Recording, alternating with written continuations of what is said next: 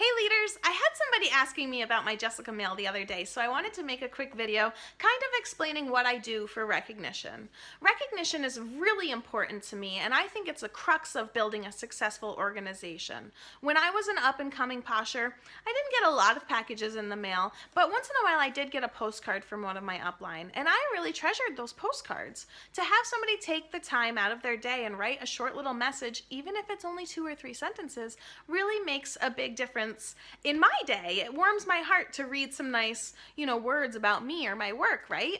Everybody loves to be recognized. Everybody loves to be validated. So I actually adapted this program from my upline, Nicole Shreve-Purcell. She's a big proponent of recognition as well, and I really appreciate that about her. So when I was going from Pink Plus 3 to Premier, I was asking her, what do I do for recognition? And she recommended doing a postcard to anybody on your team that has $500 in sales or more. And at first I was like, oh, that's doable. And then a couple months later, we kept building and I had stacks of postcards to write out. This is the postcard and this is the way it looks. I've got some made out for 1,000 plus and for 2,000 plus in a month, just so that, there's different levels or whatnot. These postcards take me forever, like literally about 2 days to write out all of my postcards sometimes.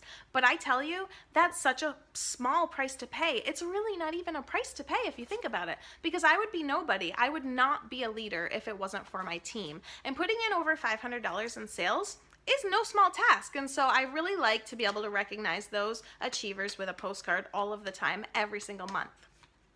Beyond that, we also have our tiered incentive. So everybody that earns a tier gets put into a drawing, and each month we choose 2 winners from each tier. Now that's the minimum. I'm a big fan of under-promising and over-delivering. So I promise 2 winners from each tier each month. But like last month, we promoted to Silver Premier, we had our best month ever, we chose 3 winners from each tier, and all of the tier 4 winners were automatic winners. I like having that flexibility to do things like that a little bigger and better whenever possible, but again, setting that expectation nice and low.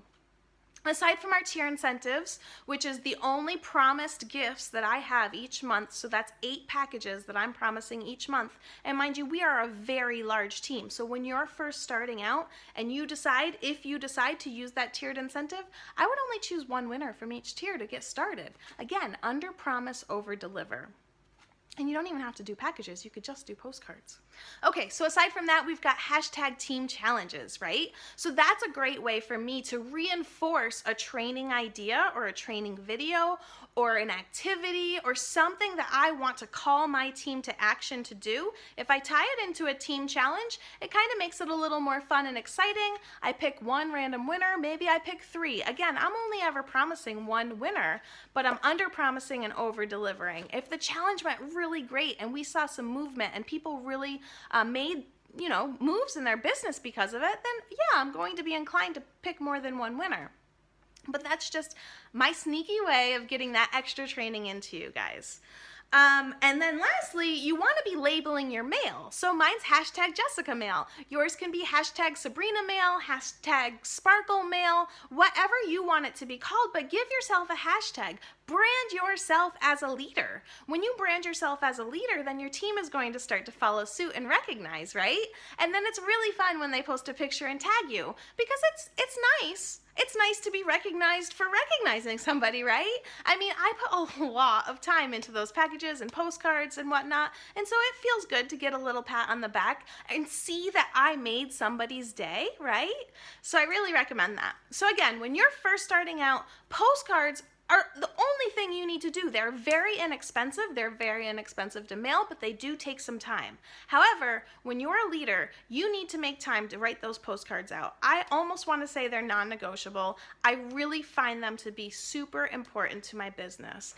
Every month I'm like, oh, maybe I'll pump it up to $1,000 or something. But then every month that I actually get through and do them, there's 1, if not 10 people that post a picture of their postcard or send me a message to let me know what a difference in their day that 1 postcard made. And so it only takes 1 of those messages, and I oftentimes get several to remind me that I did the right thing, and that's really the way it should be done. If I could find a way to do more postcards each month, I would, because I think they make a huge difference. That's all I got for you on recognition. If you have any questions, leave them below in the comments. I'll talk to you soon.